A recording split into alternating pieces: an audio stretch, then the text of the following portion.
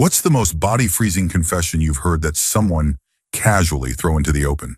Story 1. When I was a young manager, I had a young woman start working on the team underneath me. She picked up a night shift gap I had but said she would need a ride home because the buses didn't run that late. I agreed because it meant I wouldn't have to stay up until 3 a.m. when I had to be up and working at 5 a.m. And she wasn't even asking for any cash, just a ride. Done. On the way back to her place, she started opening up about her past. Out of nowhere, we had been talking about other shifts she could pick up because she was looking to make more money if there weren't limits on overtime. The personal story she shared? It was the 1-year anniversary of her brother taking his own life. She had found him. She had exhausted the patience of the people who were letting her stay at their rental for free out of sympathy and had run out of the money her brother had left her. He took his life because he couldn't take it anymore. She said he apologized a lot in the note he left, but she understood. Their father had abused them both since they were little, forcing them to do terrible things to each other and to him or their mother. Her older brother knew it was wrong and eventually contacted the police through a school counselor, though it took effort to get people to believe him. The parents were eventually caught and convicted of making and distributing illegal material involving children, among other crimes. The kids went into foster care with no other real family. After he turned 18, her brother found her and tried to help them start fresh in a different city where no one knew them. She was going to school, and he worked multiple jobs to keep a roof over their heads. But he never got past wanting to leave this world, even though he felt responsible for protecting and caring for his sister. I held her hand. I cried. She sat there just wanting someone to listen. I still had to go open the store and do orders and inventory, but I didn't want to leave things like that. I walked her to her door. She clearly wasn't ready to be alone and asked me in. The place wasn't much to look at from the outside. It was worse inside. Unfurnished, with only a child's mattress on the floor. She offered me a glass of water and told me she spent most of her time thinking about ending her life, but that the only people who would remember her brother would be their parents, and that wasn't fair. I made her promise not to do anything until I finished work. On my drive back, I remember thinking, to my shame, that the story was too unbelievable. She worked in customer service and had such a bright and cheerful demeanor when dealing with customers. I thought I was being manipulated. Why share all that with your boss? Also, to my regret, I told someone else. When I got in and started my prep, I told the night manager about one of her new staff members and my concerns. She looked it up. She investigated. Her parents had made the papers. There was an obituary for her brother. We were both pretty tough people, but it broke both of us. The night manager cried too. She wasn't scheduled the next couple of days, and she already had a key to my place. I sent her there to disassemble a futon in my guest bedroom that I already planned to replace with a proper bed. It was old but had served me well in college. The night manager and her boyfriend packed it in her car, along with some nightstands and an old coffee maker. Then she dropped off her boyfriend and went over to the girl's house. She knocked on the door and said she was there to drop off the futon the girl had bought from me. Sleepy as she was, the girl saw through the excuse and said, "He told you." The night manager admitted to it but said it was a good thing and that she was there to help. They put the bed together, and the night manager spent most of the morning cleaning and arranging things while talking to her. I'd given her some cash, and she and her boyfriend chipped in, making it feel more like a home. They went to Walmart and Goodwill, even did some dumpster diving, and finished furnishing her place. By then, the night manager had been awake for around 38 hours, so she and the other girl slept on the futon together. I planned to meet up with them later, but they needed the rest. We met the next night instead. After that, the girl often spent time with whoever wasn't working, though she was putting in a lot of hours herself. We tried to help her develop a support network. I wish I could say the story had a happy ending. Maybe if we'd been better people. Maybe if I'd been more sober or cared more back then. But neither of us were sober longer than necessary, and substances were always part of the environment. We cycled through partners often. That first boyfriend the night manager had, he lasted about 2 weeks after that. We never offered her drugs or encouraged her drinking, but it's not like we were sober around her either. I left for a better job and didn't stay in close contact. That girl? I found out from the night manager that not long after I left, she started using substances. She eventually turned to exotic dancing to fund her addiction. And then, she ended her life. Every now and then, when I have a good day, I remember all of that, most of the conversations I had with her. I remember how incredibly cheerful and genuine she seemed with customers, despite everything she carried inside. And I cry. The world should have done better by her. I should have done better by her. Story 2. At a teenage sleepover, my friend told me that the leader of their church had been assaulting her whenever he had the chance, and that she was scared she might be pregnant. Just before that, we had been chatting about Take That versus Backstreet Boys. We were 13. She had written about it in an essay we had been assigned that same week, and our teacher had an absolute meltdown, but in the best possible way. She made it clear none of it was the girl's fault, called her parents in to make absolutely sure they believed her and would support her, called the police, and got social services involved to get her into specialized treatment. Her parents drove her home, and then her father went for a walk to their formerly trusted family friend's house. I heard the police came, but nobody was arrested that night. Rural Norway rules. If you stop right now, I don't have to do paperwork. Don't make me come back. My stepfather mentioned seeing the preacher limping around on crutches, and my mom just said, good. There was a court case. Of course, many people in the church claimed that the 13-year-old had somehow seduced the adult and accused her of ruining the reputation of a good man. But the judge didn't buy it for a second, and that man went to jail in the end. Still, my friend never truly recovered. She tried really hard. She received inpatient treatment for anorexia and self-harm, developed from the stress. Even now as an adult, you can see that she's carrying something heavy wherever she goes. I love you, E. None of that was your fault, sweetheart. I'm so sorry that evil person took so much from you. Story 3. I worked as an editorial assistant, the most junior position, on a magazine that had a very old readership. We often joked that if subscriptions dropped, it was because the subscribers had passed away. The magazine was UK-based, and most of the readers were American. We had an active letter section where people would write in with their memories. It was the 1990s, so everything came through the mail, and I was in charge of handling those letters because nobody else wanted to do it. I found it fascinating. We usually only published cheerful reminiscences, but people wrote about all kinds of things. We frequently got letters asking if we could help find a missing person, which always made me feel sad. After all, there wasn't much a 24-year-old sitting in London could do to find someone's daughter who disappeared in Dublin 30 years ago. But the war stories, oh my goodness, they were incredibly graphic. I won't go into the more routine accounts of wartime violence, but one story in particular still haunts me. If you have a vivid imagination, you may want to stop reading here. A person who had immigrated to the US after the war wrote about his time as a night warden in London during the bombings. He said the one experience he could never forget was when a group of around 30 factory workers sought shelter in a factory basement during an air raid. It should have been safe, except that the factory they worked in used a lot of boiling water. The building took a direct hit and one of the main pipes burst. By the time rescuers cleared the rubble, everyone inside had been either boiled or steamed alive. When they tried to remove the bodies, the flesh would come off the bone in their hands. Like cooked chicken, he said. I have never wanted to unread a letter more than that one. Story 4. In high school, I went to a friend's house to hang out and smoke. This kid was a little sketchy, but I'd known him pretty much my whole life, and we had always been good friends. When I got there, 2 guys were there that I had never seen before. Those guys proceeded to tell us about what happened the night before. They had helped their friend set his house on fire because he had killed his grandparents with a machete. They told us how they had smoked in the house with the bodies of the grandparents and the dogs he had also killed. The guy who committed the murders had been on a 3-day drug binge. His grandfather had tried to stop him from leaving the house, so he picked up a machete and attacked them. They said he had videos on his phone of him poking his grandmother's eyes with a machete and other extremely disturbing things. This happened in Oklahoma, if anyone's curious. The guy's name was Kyle Smith, and he received life in prison plus 10 years. The 2 others, the ones who helped him burn the house and stayed there, were also arrested and spent time in prison. Story 5. A few years ago, my mom picked me up so we could grab food on my birthday. Out of nowhere, she brought up a memory from when we had gone to Disney for a cheerleading competition I was in. The only thing I had asked for during the trip, besides food, was this round Minnie Mouse plushie filled with soft, squishy beads. It was so squishy and soft, and I took it to my mom and asked if I could have it.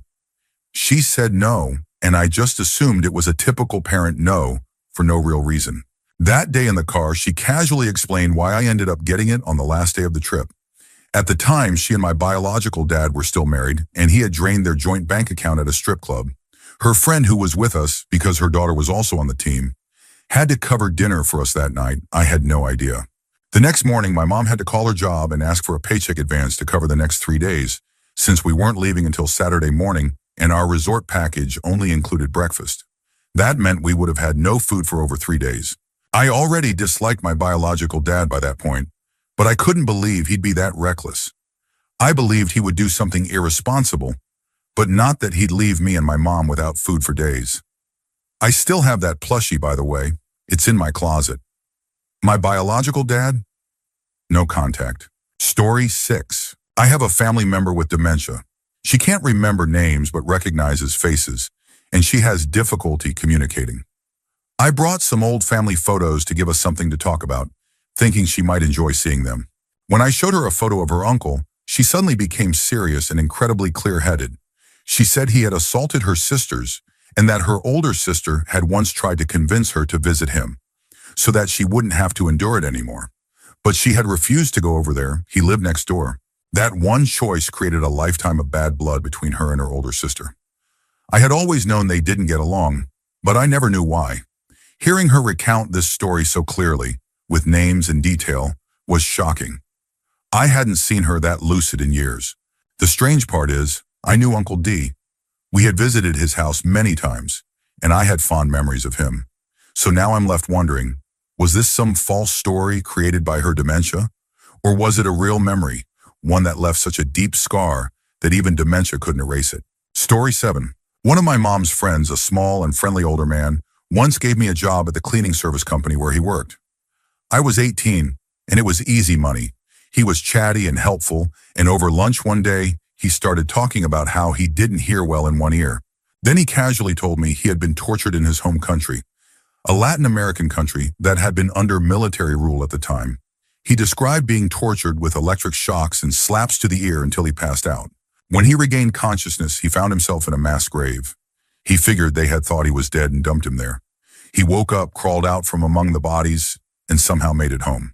This tiny, kind old man had survived something that the word hell barely even begins to describe.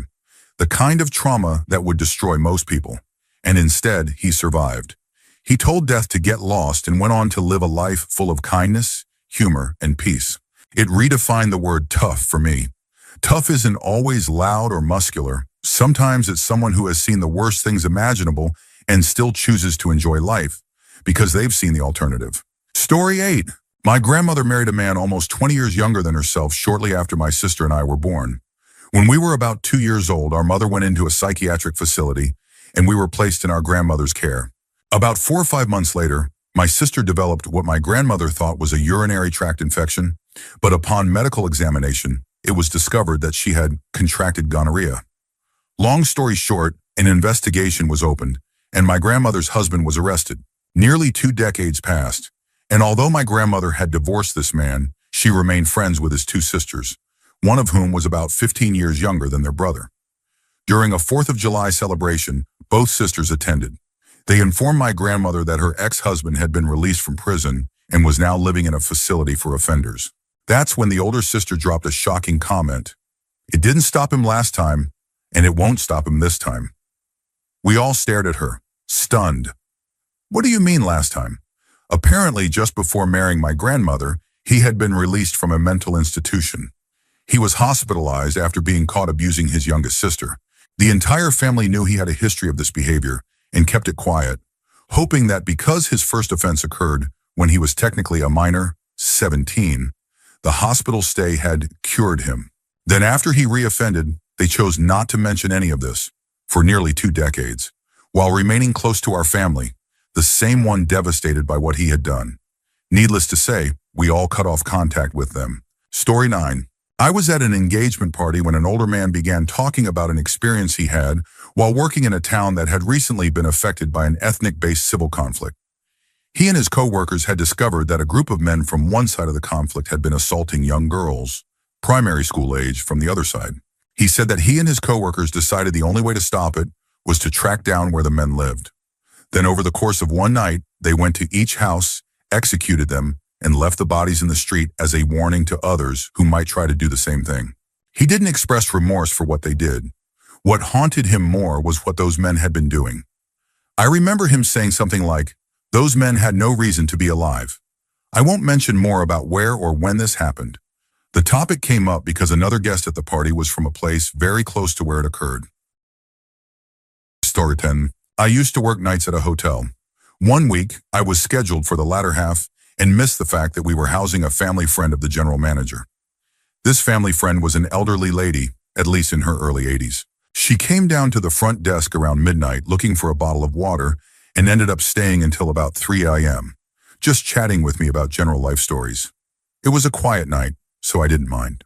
Then she told me why she was really there. She had been deemed mentally unfit to be unsupervised and had attempted to leave the state with her friends against her husband's permission. He was her designated supervisor. She ran off anyway, which led to the police having to track her down. Her kids decided to house her at the hotel for a while. She then started talking about her husband, explaining how much she hated him because of the trauma he had caused their son, forcing him to work a dangerous logging job in his early 20s, which resulted in a serious injury. She shared multiple stories about that. To top it off, she told me that her kids were supposed to bring her medication, but hadn't, and that it had been 3 days. One of the medications was lithium, along with a mix of antipsychotic and age-related medications. She said she was prescribed lithium because she had once hated her husband so much that she tried to run him over with her car. She had been institutionalized for a few weeks after that. I made an excuse to step into the back office to get out of the conversation. Before I did, she asked if she could be moved to a different room because she wanted a better view. I deferred the request to the morning manager, since we didn't usually honor that type of request. Flash forward to the next morning. While I was training a new breakfast worker, this lady had a full-on psychotic episode and ended up sitting in the dining area wearing nothing but a bath towel. That's an entirely different story, but I thought it was necessary to include. Story 11. This isn't exactly a confession, more like an incredibly uncomfortable offer. I had been single for a while and wasn't too bothered by it. I just wasn't in the right headspace for dating. One day I went to catch up with an old friend I hadn't seen in years. During a conversation about relationships, he suddenly offered to let me sleep with his girlfriend. For money. I thought he was joking at first. He was absolutely serious. His girlfriend wasn't there, and she definitely had no say in this so-called arrangement. She wasn't an S worker or anything, just a regular woman in a relationship.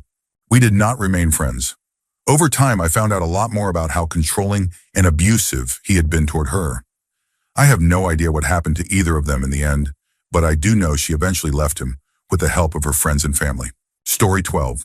A couple of friends and I were on vacation in Amsterdam. We were sitting in the lounge of a coffee shop smoking when a guy walked in. He was really chill, originally from the UK, but had moved to the Netherlands a while back. It was just the four of us in that lounge, casually talking, mostly about motorcycles and stuff. At some point, my friend asked him why he moved to the Netherlands. As he began to explain, his expression slowly changed into that distant, thousand-yard stare. He said he used to live in the UK and that one night someone broke into his house while he was there. He got up, fought the burglar, and managed to knock him out. He tied the guy up and called the police. But the police never showed up. He thought they just didn't believe him. He kept calling. An hour passed, and the burglar was still tied up inside his home. Out of frustration and fear, he dragged the guy outside, poured gasoline on him, lit a lighter, and then called the police again. He held the phone near the tied-up man and screamed, "Help me! He's going to kill me! He's going to burn me alive!" That's when the police finally showed up. They arrested both of them. In the end, both went to prison. After his release, the man started a new life in the Netherlands.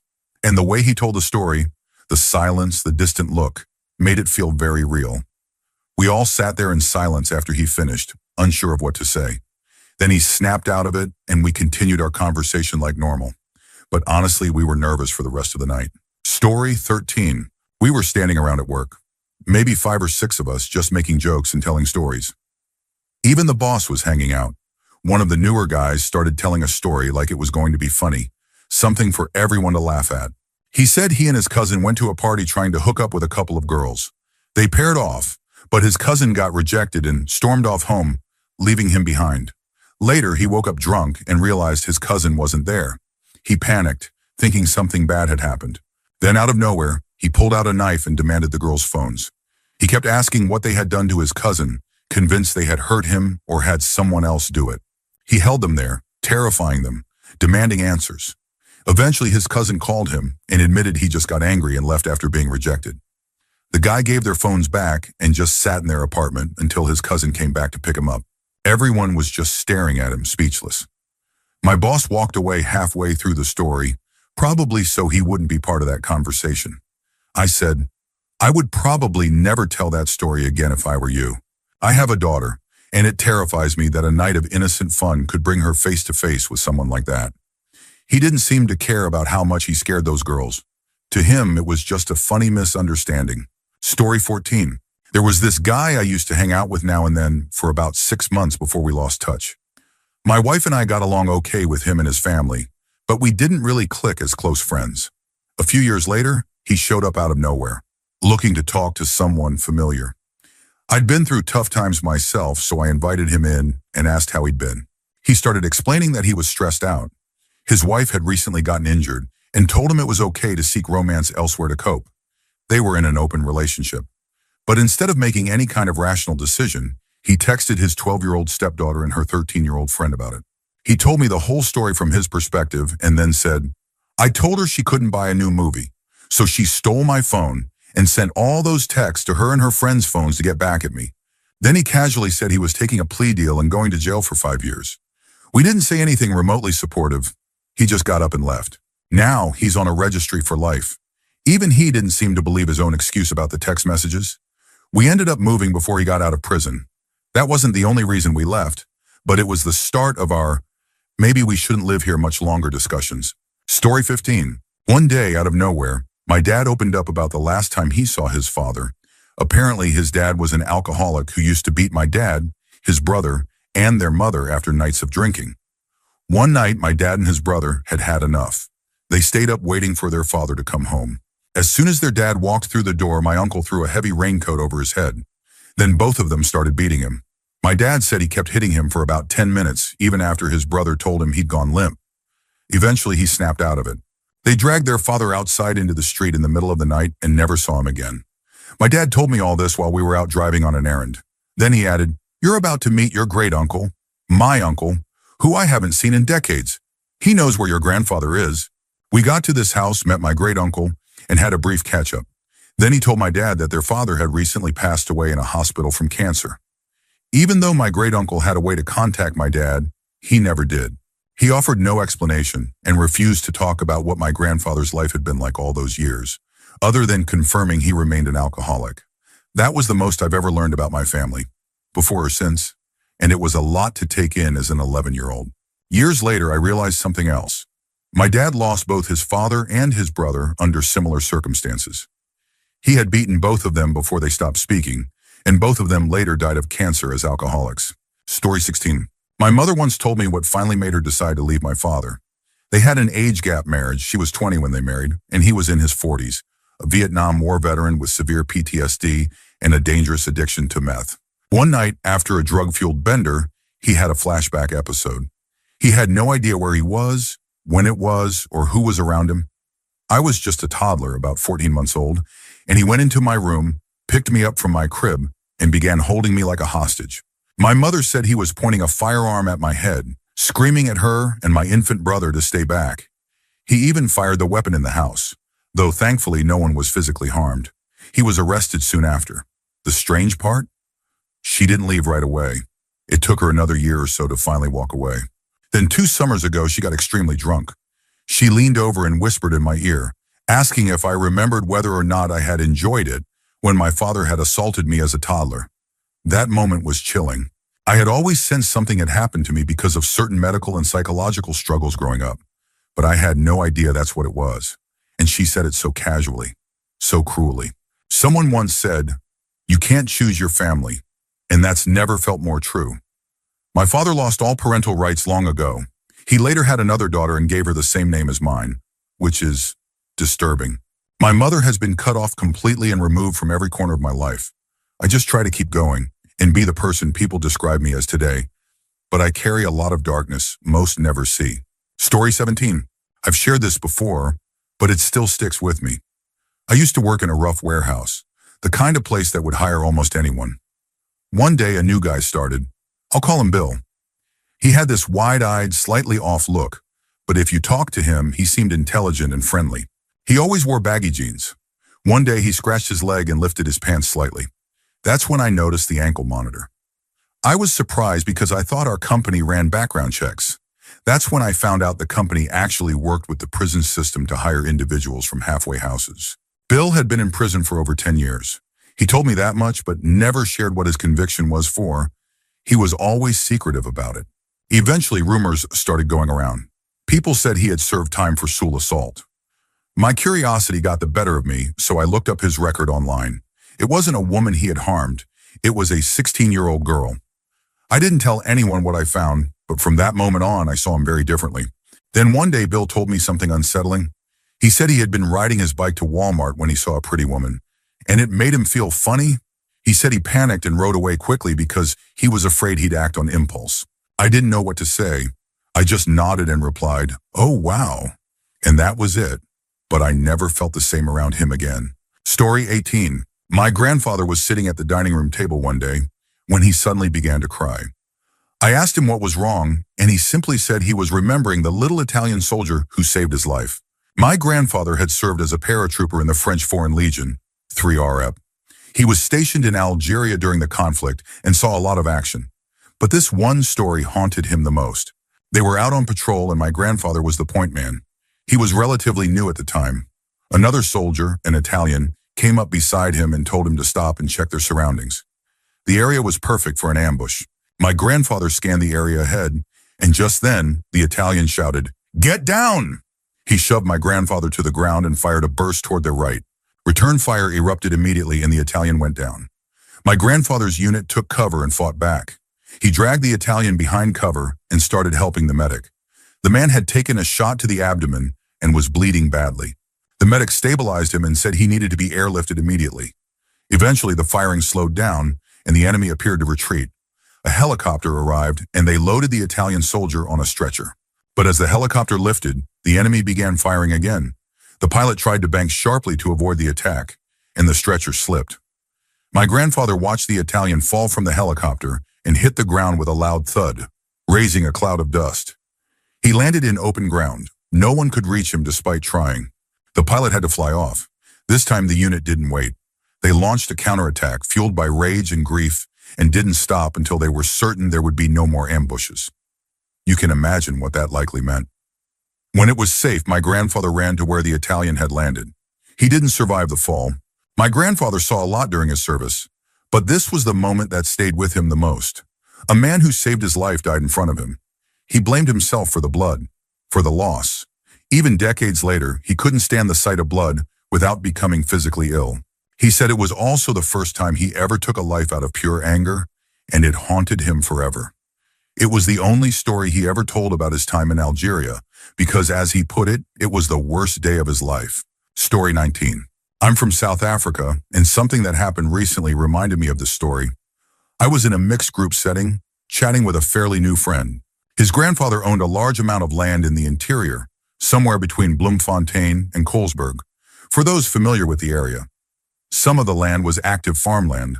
A small portion was reserved for game, but the majority of it was unused. We were talking casually about farm life and the hunting trips they took when he dropped what he thought was a funny story. Apparently, they found out that some of the farm workers' families were considering filing a small ancestral land claim on one of the unused parcels. When his grandfather heard about this, he gathered some of the family and immediately went out and bulldozed every old grave they could find, just to eliminate any evidence of prior residence. We all stood there in stunned silence. No one laughed. I still vividly remember that moment, even though it happened over a decade ago. The worst part? He was genuinely confused as to why people were upset and began lecturing him about how wrong it was. Story 20. I was having a conversation with a coworker about relationships when he suddenly smiled and said, "I warned my wife and her mother that if my wife ever cheats on me, I'll cut off her head with an axe and leave it in front of her mother's door. So her mother knows what kind of person her daughter really was." He has 2 children with her. I was so shocked I didn't know what to say. He just continued talking about something else, as if he hadn't just said that. Sadly, that wasn't the first time I'd heard something like that. A taxi driver once told me something very similar. He said his wife had asked for a divorce, and he told her the only way she'd be leaving him was if he killed her. When I asked why he would say something so disturbing instead of just giving her the divorce she wanted, He said he had invested too much in her and couldn't let her go live a happy life with another man. Story 21. When I was 16, I was at a bonfire party with some new friends I'd met during a short course. We were drinking cider and playing Never Have I Ever. One guy said, "Never have I ever killed someone," and then drank. We all froze. Someone asked him what he meant. He said that back home he had been part of a gang and that his initiation had required him to take someone's life. He told us not to tell anyone. He didn't make a direct threat, but the implication was definitely there. He was from another country and had a very common name, so there wasn't much we could do. Also, when I was 16, I went on a road trip with my parents. We were on our way to visit a mountain village when my dad picked up a hitchhiker. He loved meeting people and wasn't small, so he usually felt pretty safe. But something about this guy felt off from the start. We told him where we were going, and he suddenly claimed to be a police officer investigating a series of assaults in that same village. Then he turned to me grinning and said, "You better be careful up there. You might have to earn your money in a different way." I froze. I just laughed nervously. We dropped him off as quickly as possible and never spoke of it again. But that moment has stayed with me ever since. Story 22. About 10 years ago, I went on a date with someone I thought was a nice guy. He was a Marine. I was visiting my hometown near Camp Pendleton. We'd been texting for about a month while I was away at college. He invited me out, and we ended up at a bar with some of his friends. I had a couple of shots with them and then went up to the bar to ask for water. A random woman came up to me and told me that those guys had drugged and assaulted her, and it was about to happen to me. I froze in place. I started frantically calling and texting all my closest friends, begging them to come get me. I remember sitting on a bar stool staring at the ceiling lights, waiting for my best friend. That's the last thing I remember from that night. The next morning I woke up at the barracks in Camp Pendleton, unclothed. It took me years to recover from that, and even now it still hurts to think about. Story 23. I've got one scary story and one a bit more fun. Let's start with the scary one. I worked at a restaurant with this guy and ended up becoming pretty close friends with him. We often went out drinking, smoking, and hanging out late. He used to tell me stories about his rough childhood, how he was physically abused by his father and bullied in school because of a speech issue. One night after a long shift and some heavy drinking, we were walking to his place when he casually told me that he used to harm animals, specifically cats, when he was younger. He described doing awful things like setting one on fire, tying another to a rock and throwing it in a pond, and more. The worst part was when he described skinning one alive and said, with a chuckle, that they live longer than you'd think. It completely changed the way I saw him. Now for the fun one.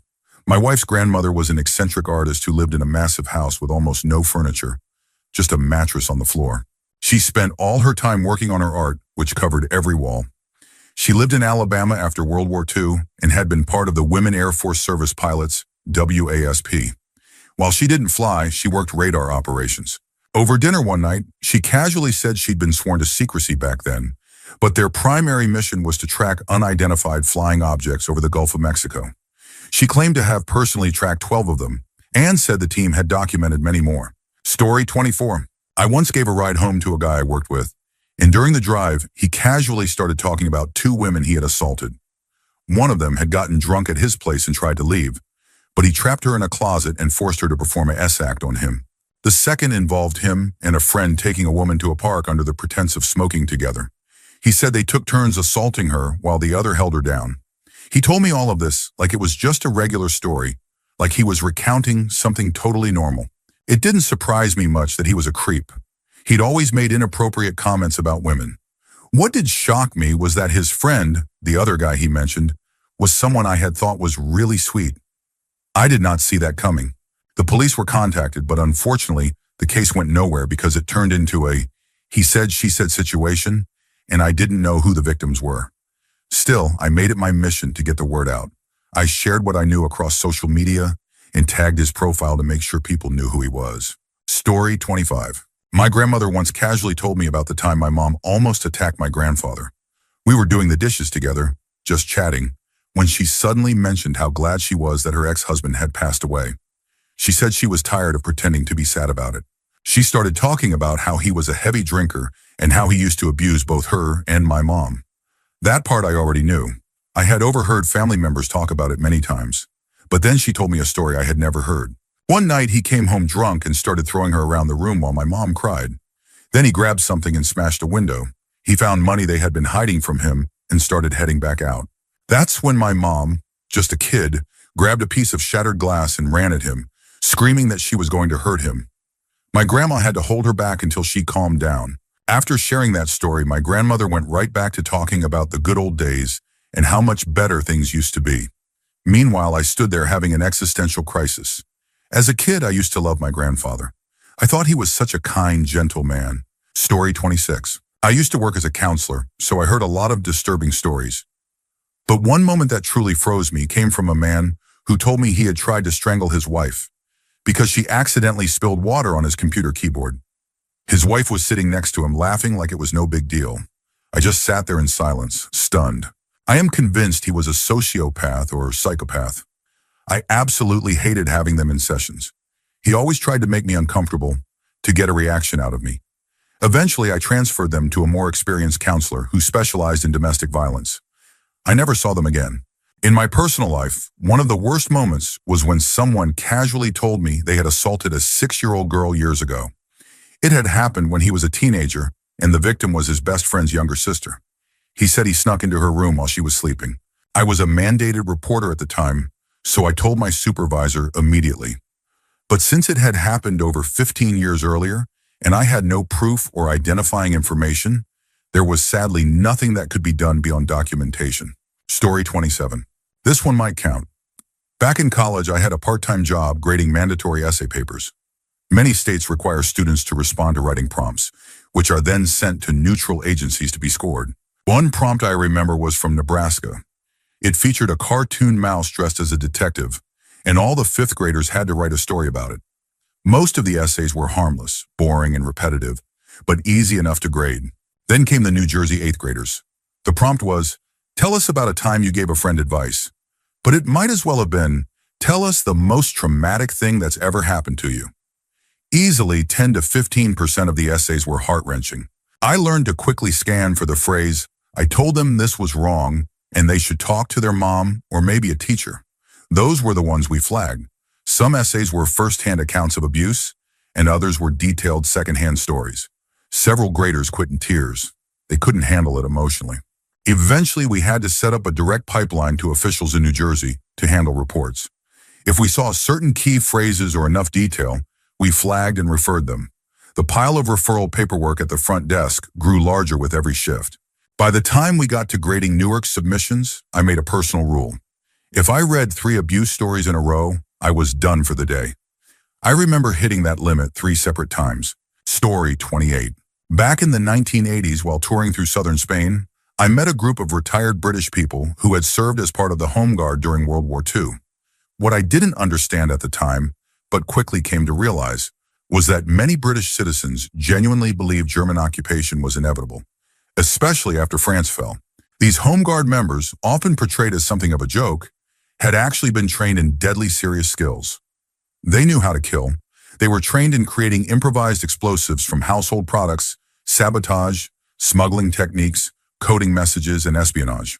They even knew how to use distraction tactics, like having a young woman flirt with a soldier just long enough for someone to silently eliminate him with a blade to the neck. It was intense stuff, survivalist and brutal. But rather than let those skills go to waste, these people ended up using their expertise in smuggling to support humanitarian efforts. For example, they found ways to hide food in shipping containers so that at least some of it made it to civilians in African conflict zones instead of being seized by soldiers. Story 29. I usually tell this one pretty simply, but here's the full story. I was about 11 years old, sitting in the car when a debate came on the radio about abortion, pro-choice versus pro-life. I told my mom I could never get an abortion because I believed all life was valuable. That moment stands out to me because, at that point in my life, I had already been through so much. I'd been abused by my mom, removed by Child Protective Services in the middle of the night, and had periods of homelessness with her. And still, nothing had left me as speechless as what she said next. Without turning to look at me, she just stared forward and said, I was going to get an abortion with you. I wanted to. I looked at her shocked. She kept talking. Maybe I asked her a question. But she went on to explain that she had gotten pregnant after reconnecting with my biological dad, who she'd met in a recovery program. When he denied the pregnancy, she moved back home to a different state, She ended up getting back together with an abusive ex and planned to terminate the pregnancy. She told me she had already had one abortion before. Then she dropped something even more shocking. The abusive boyfriend beat her every day trying to make her miscarry. He pushed her downstairs, hit her stomach with objects, anything he could. But one night, alone and desperate, she felt something speak to her. She said she believed it was God, telling her that this baby, me, was created for a purpose. From that moment, she said she knew she couldn't go through with it. She stopped using drugs and fled back to my biological dad. And that's when my stepdad entered the picture. That was the day I became pro-choice. My mom had been hurting me on purpose for years and had changed her mind. That single decision shaped my whole life. I didn't say anything to her at the time, but I hated myself for a while after that conversation. My mom had a horrific past.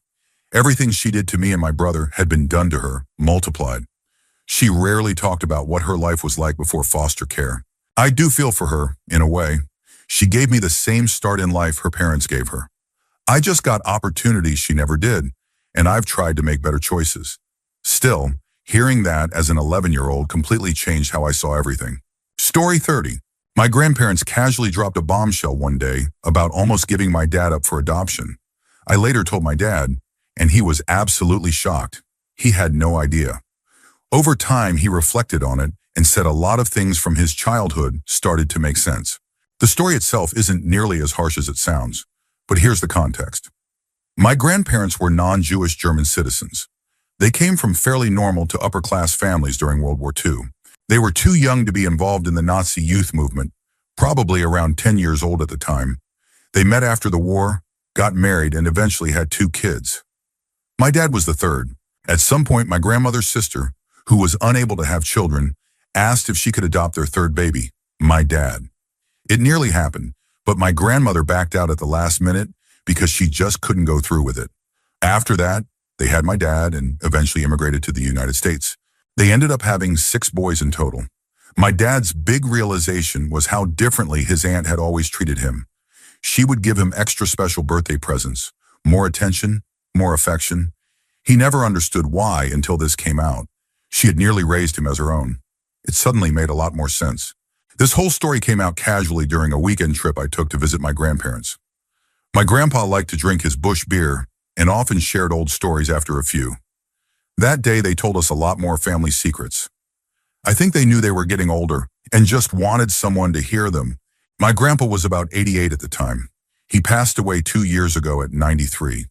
My wife and I still talk about that visit. It was one of those rare days where decades of unspoken family history just spilled out, and it was unforgettable. Story 32. When I was a teenager, I had a fear of flying. So my parents let me take a bus from San Francisco to Salt Lake City to visit my grandparents. The ride left late, and we passed through small casino towns in Nevada just as the sun was rising. It was surreal and unexpectedly beautiful. At one stop, an older hippie guy got on the bus and sat near me, next to 2 teenagers who had that wannabe gangster vibe. They started talking, and it turned out they all had spent some time in prison. The teens had been locked up for minor, typical teenage stuff, but the hippie, his story was different. He told them he had done serious time for beating a man into a coma. He spoke about it with such coldness and detachment, like it was just some random thing that happened to him, not something he was actually responsible for. He even said his sentence was extended because the victim died from the injuries, while the hippie was still in prison. But the way he said it, you'd think the guy had died just to spite him. It was chilling how he treated such a horrific act like it was just bad luck. After that story, the 2 teens stopped talking entirely. You could tell they realized they were dealing with someone way outside their experience. The rest of the bus ride was quiet. Everyone stayed silent after that. Story 33. As part of my training to become a clinical psychologist, I spent a year at a forensic psychiatric hospital, the kind of facility where individuals go if they've been declared not guilty by reason of insanity, or if they've been found unfit to stand trial. One of my roles involved sitting down one-on-one with patients to gather an updated assessment of their understanding of the crimes they had been charged with. Each session lasted about an hour. I would ask them to walk me through everything: what happened, how they were feeling at the time, what they believe happened now, and their attitudes about it today. Then I had to write a formal report to be submitted for review, both for educational purposes and to help refine the patient's treatment plan within the hospital. Over the course of that year, I conducted around 50 of these interviews.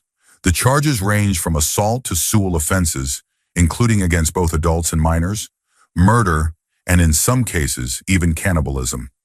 Yes, there was a patient who openly confessed to having eaten part of a loved one. That year changed the way I saw everything. It's one thing to read about horrific crimes in the news. It's another to sit across from the person who committed them and hear them calmly describe the details. Story 34. My parents divorced when I was 2, so I never really remembered them being together. They handled split custody really well, and growing up I just assumed they separated due to having different lifestyles and careers. When I was 10, my mom passed away from an aneurysm, and my dad took me in full-time. He raised me on his own after that, made sure I got to college, and eventually met my now stepmother, who's absolutely wonderful. In 2022, when I was 27, my dad and I were having a beer together, just chatting about life, family, and the past. Nothing too deep, until he casually said, "Well, after your mom cheated on me is when I started the divorce stuff." I stopped and asked, "Excuse me?" He went on, "Yeah, your mom's family and I had an agreement. They were supposed to tell you when you were a teenager." That never happened. I had no idea my mom had cheated on him. I checked with a few family members on her side and thought back on certain memories. And yeah, it all added up. She had. My dad could have gone to court, taken full custody, shut her out of my life, and still been legally justified. But he didn't. He put my well-being first. He never said a bad word about her. He was nothing but respectful, even kind to her, for my sake. He's a good dad. He'll be 65 this year, and I'll be 30. I'm honored to be his son. Story 35. An older gentleman once opened up to me about something that completely floored me. He told me that years ago he had sold fentanyl on the streets.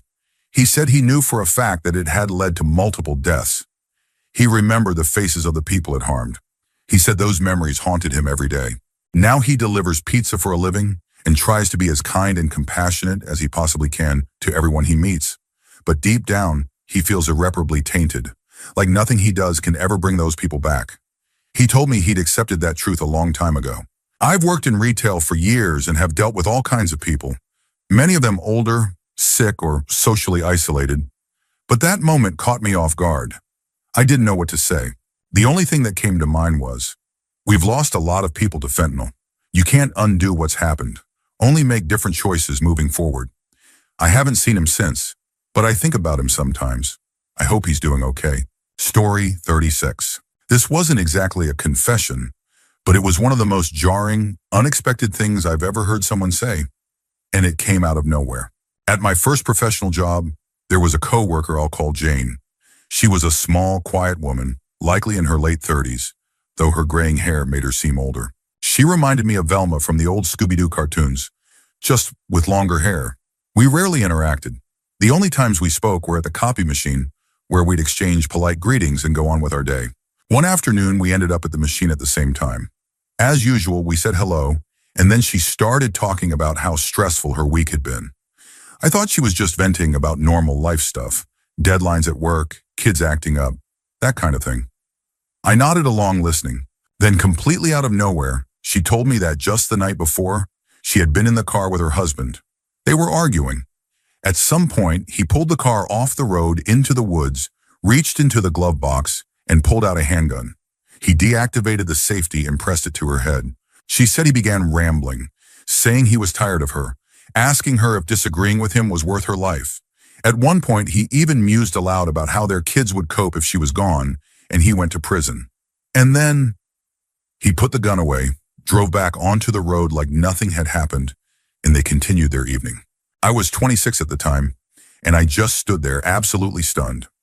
Jane finished the story and walked off, leaving me completely disturbed and unsure how to react. Looking back, I don't think she expected or wanted a response. I think she was still processing what had happened and just needed someone, anyone, to hear her say it out loud. It's been years since that day. This was in 2017, but I hadn't thought about it again until now. It still gives me chills.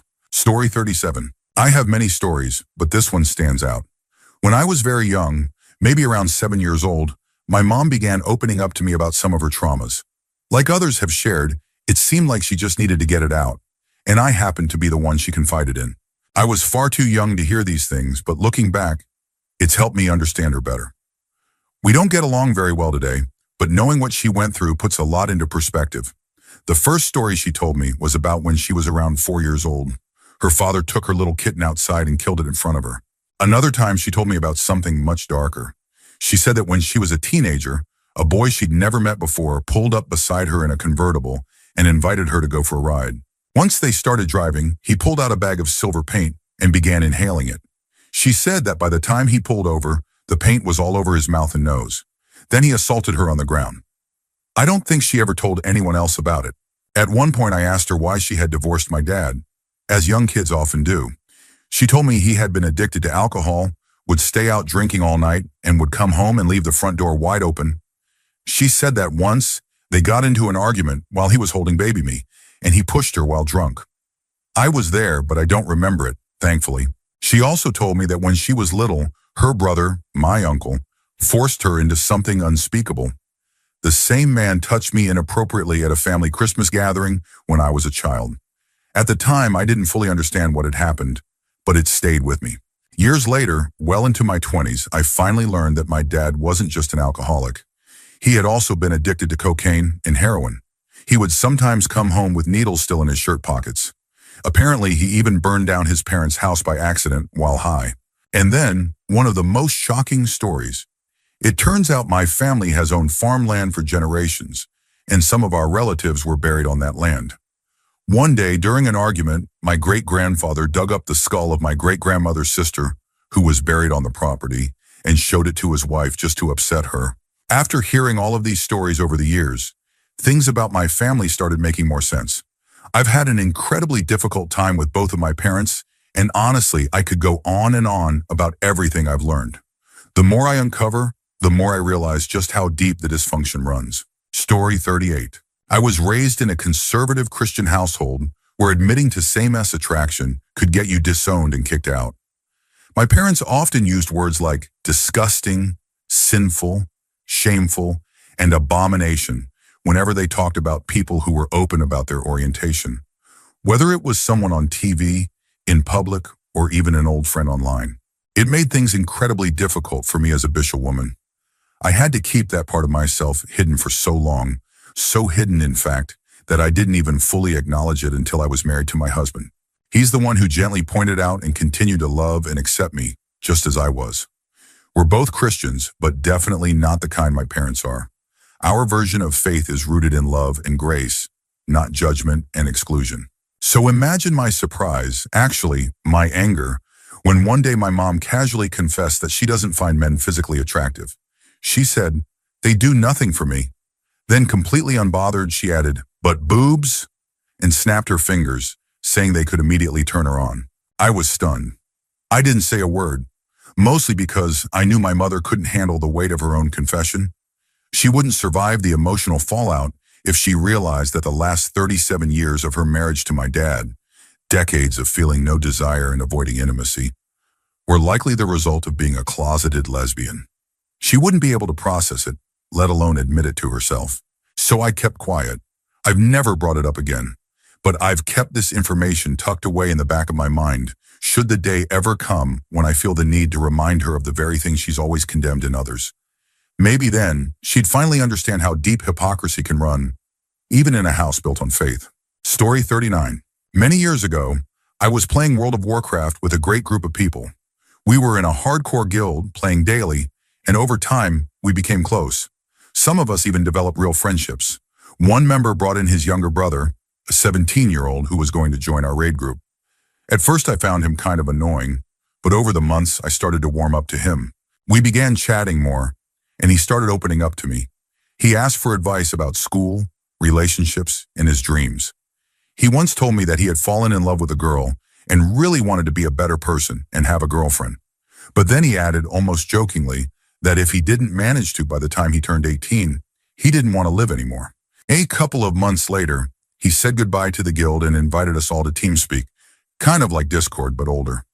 He played us a beautiful piece on the piano as a thank you for the time we'd spent together. He said he had to focus on his real life now. Not long after, his brother messaged me to say he had gone missing. His family was searching for him, and some people thought he might have run away. A year later, a geologist discovered his remains. He had taken his own life. It broke my heart. Looking back, the things he said to me feel haunting now. I wish I had realized how serious he was. Story 40. This wasn't exactly a conversation, it was letters, but it stuck with me for life. I once worked as an editorial assistant at a magazine with a very elderly readership. We used to joke that when subscription numbers dropped, it probably meant the reader had passed away. The magazine was UK-based, but most of the audience was American. We had an active readers' letters page, and in the 90s, everything came through the mail. I was assigned to manage it. No one else wanted to, but I found it fascinating. Most of the letters were upbeat memories, which we published. But many people also wrote to us with serious, often tragic stories, especially about war. Sometimes people even asked if we could help find someone who had disappeared decades ago. I was only 24, sitting in an office in London, and I felt helpless reading those kinds of requests. But the war letters, those were something else. Many were incredibly graphic. One that I will never forget came from someone who had immigrated to the US after the war. He'd worked as a night warden in London during the bombings.